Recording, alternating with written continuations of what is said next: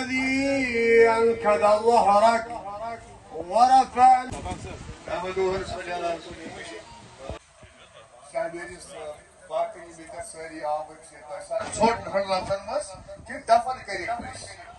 इसलिए आज सानिस गौरतस चैलेंज इंशाल्लाह दिमो जमहूरी तरीका आज 13 मई दिमो गौरतस अमुक वापस जवाब इंशाल्लाह कि हम बेगैरत नहीं है तो कर गुजारिश जमात सोन पैगाम कॉन्फ्रेंस की है, इसकी क़यादत की है डॉक्टर फारूक अब्दुल्ला साहब की है। वाले जुमले को कामयाब करेंगे इंशाल्लाह। बहुत बहुत शुक्रिया।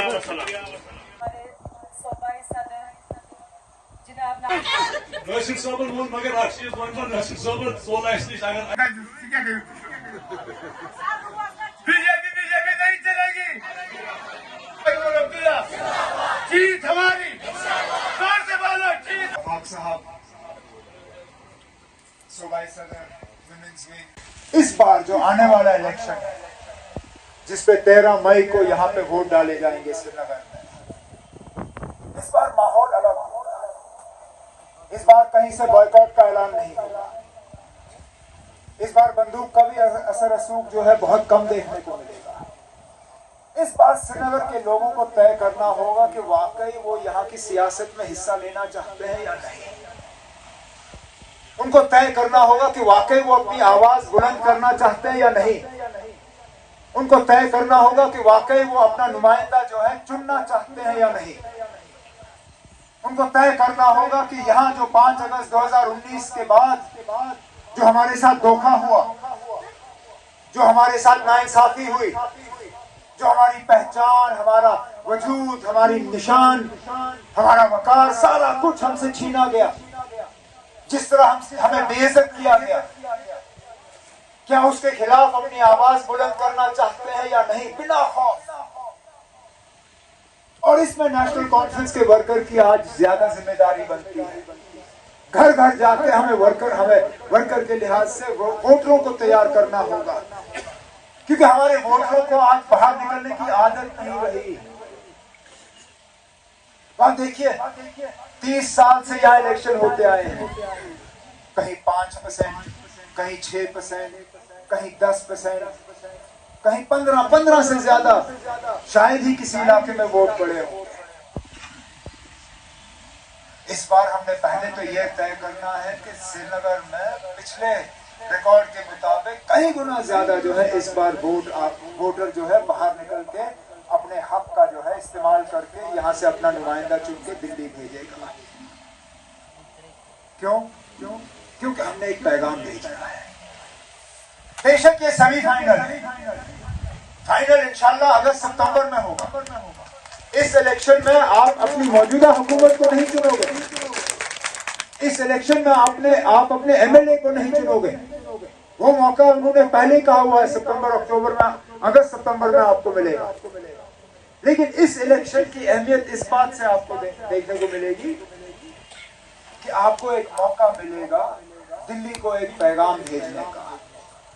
वो पैगाम ये होगा 5 अगस्त 2019 का फैसला सही था या गलत था। हमारे खिलाफ आज सारी ताकतें एक साथ क्यों आ रही हैं? वो इसलिए कि नेशनल कॉन्फ्रेंस ने 5 अगस्त 2019 का फैसला तस्लीम नहीं किया। हम कहते हैं हमारे साथ गलत हुआ, हम कहते हैं हमारे साथ नाइंसाफी हुई, हम कहते हैं कि हमारे साथ धोखा हुआ, हमारे साथ जो वादे किए गए थे उन वादों को हमसे बिना पूछे, बिना हमसे इजाजत लिए उन्हें तोड़ दिया गया। हमारा अपना झंडा होता था, हमारा अपना आईन होता है, हमारी अपनी पहचान होती है, उसको खोखला किया गया। लेकिन इस चीज को नेशनल कॉन्फ्रेंस ने तस्लीम नहीं किया। हम बार बार इसके खिलाफ अपनी आवाज जो है वो बुलंद करते रहे और मरकज को ये बात पसंद नहीं, इसलिए सबको एक जगह लाया हुआ है नेशनल कॉन्फ्रेंस को निशाना बनाने के लिए। अजीब नए पॉलिटिकल सियासी फॉर्मूला जो है वो इख्तियार किए जा रहे हैं। अगर शुमाली कश्मीर देखें तो वहां पे इनको जबरदस्ती एक स्टेज पे लाने का काम।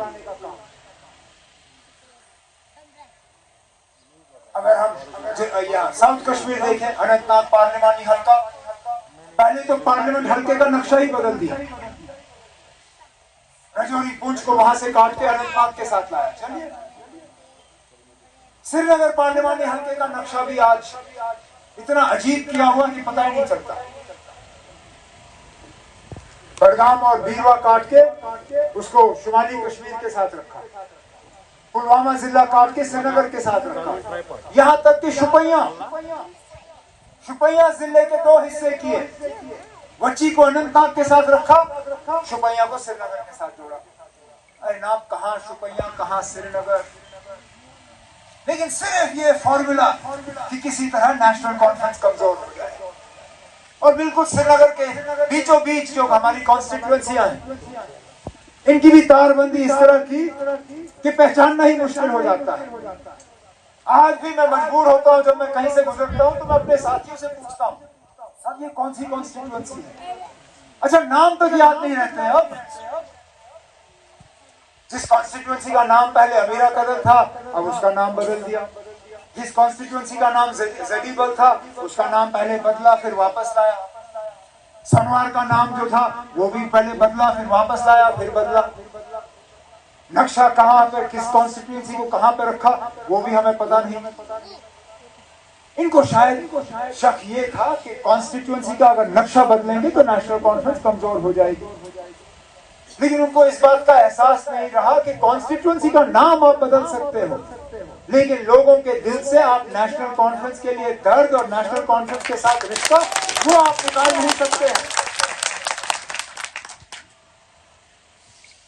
अब अनंतनाग की सीट में नेशनल कॉन्फ्रेंस को कमजोर करने के लिए इनको उम्मीदवार कोई मिला नहीं, डोडा से उम्मीदवार लाया। अरे नाब, अगर गुलाम नबी आजाद साहब को पार्लियामेंट जाने का इतना ही शौक है, वो वहीं से लड़े जहां उन्होंने 2014 में भी लड़ा था, उधमपुर की सीट पर लड़ते, वहां से क्यों नहीं लड़ा? क्योंकि वहां उनके लड़ने से बीजेपी को नुकसान होता, इसलिए चुन के बीजेपी वालों ने आजाद साहब को अनंतनाग और ये रजौरी पुंछ की सीट पे लड़वाया, सिर्फ वोट काटने के लिए, और निशाना नेशनल कॉन्फ्रेंस। श्रीनगर में भी इनकी यही हरकतें होंगी, इनकी यही कोशिश होगी कि किसी तरह नेशनल कॉन्फ्रेंस को वो कमजोर करें।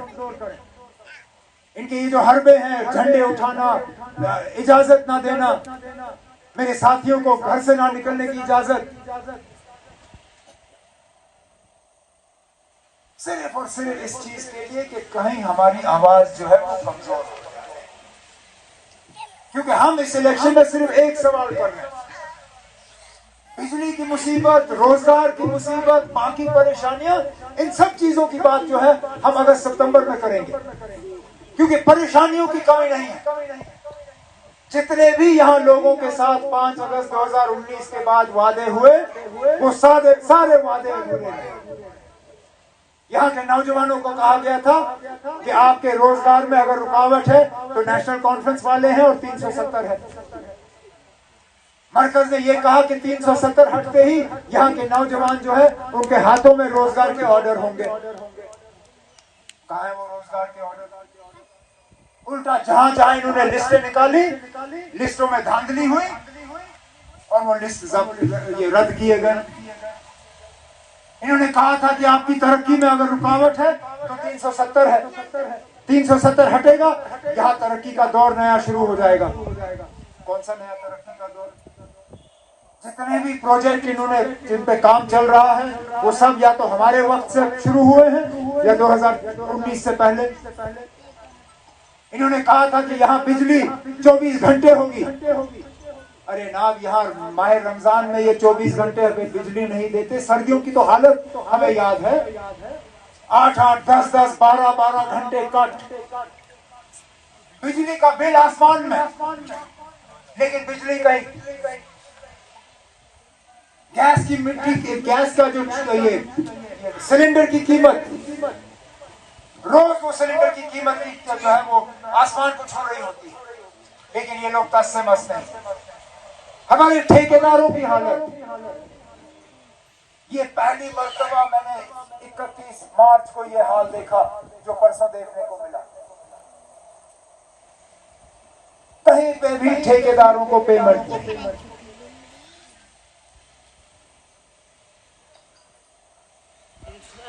छोटे हमारे सुमो ड्राइवर, टैक्सी ड्राइवर जो अपनी गाड़ी किराए पे पुलिस वालों के साथ लगाते हैं, 9 महीने से उनकी पेमेंट नहीं हुई है। फिर कहाँ की हुकूमत, कहाँ का इंसाफ, कहाँ की तरक्की, फिर कहाँ है ये 5 अगस्त के बाद बेहतरी। इसलिए हम कहते हैं कि अगर हम एक पैगाम मरकज को भेजना चाहते हैं, वो पैगाम हमने पोलिंग बूथ से भेजना है। इस इलेक्शन में हमने सिर्फ एक सवाल का जवाब देना है, क्या 5 अगस्त 2019 का फैसला सही था या नहीं। अगर आपको लगता है कि 5 अगस्त 2019 का फैसला सही था, फिर नेशनल कॉन्फ्रेंस को वोट मत दो। सीधी सी बात। अगर 5 अगस्त 2019 का फैसला सही था, अगर 5 अगस्त 2019 के बाद आपकी जिंदगी में बेहतरी आई, अगर 5 अगस्त 2019 के बाद यहाँ तरक्की का नया दौर शुरू हुआ, अगर 5 अगस्त 2019 के बाद आपको ज्यादा इज्जत मिली, ज्यादा पहचान मिली, अगर आपके वकार में कोई कमी नहीं आई, तो मेहरबानी करके नेशनल कॉन्फ्रेंस को वोट मत दीजिएगा। लेकिन अगर आपको लगता है कि 5 अगस्त 2019 को आपके साथ धोखा हुआ, अगर आपको लगता है कि 5 अगस्त 2019 के बाद आपके साथ नाइंसाफी हुई, अगर आपको लगता है कि 5 अगस्त 2019 के बाद हमारे नौजवान और परेशान हुए, अगर आपको लगता है कि 5 अगस्त 2019 के बाद हमारी जिंदगी में बेहतरी नहीं आई, तो हमें वोट के जरिए हमें एक पैगाम मरकज को भेजना होगा कि 5 अगस्त 2019 का फैसला जो है वो हमें काबिल कबूल नहीं है। बस यही, और कुछ नहीं। क्योंकि हम वो लोग नहीं है जो सड़कों पर जो है हालात खराब करें। हम वो लोग नहीं है जो नौजवानों के हाथों में पत्थर दे, उनको कहे जाओ हालात बिगाड़ो। अरे ना, हम वो लोग हैं जो यहाँ हालात को ठीक रखने की कुर्बानी देते हैं। इस जमात का झंडा लाल रंग से नहीं है, इस जमात ने जम्मू कश्मीर रियासत के लिए खून की कुर्बानी दी है। देते थे, देते हैं, देते आएंगे। बशर्त ये कि लोग हमें ये बताएं कि हम सही हैं या गलत। इस इलेक्शन में मुझे पता चलेगा, खुदा ना खास्ता अगर कहीं 19-20 का फर्क रहा तो मुझे पता चलेगा कि नेशनल कॉन्फ्रेंस ने गलत लाइन दिया है।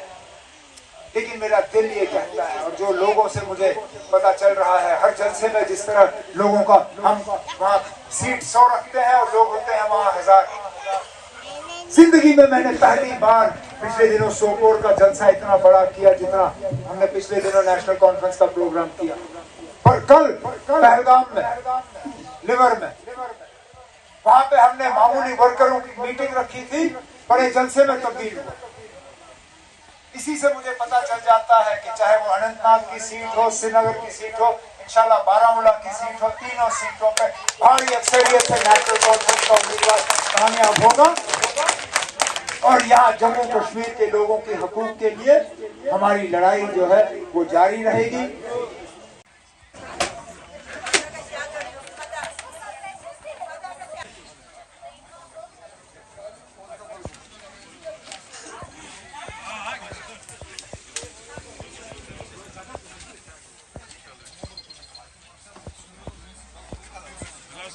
Come on.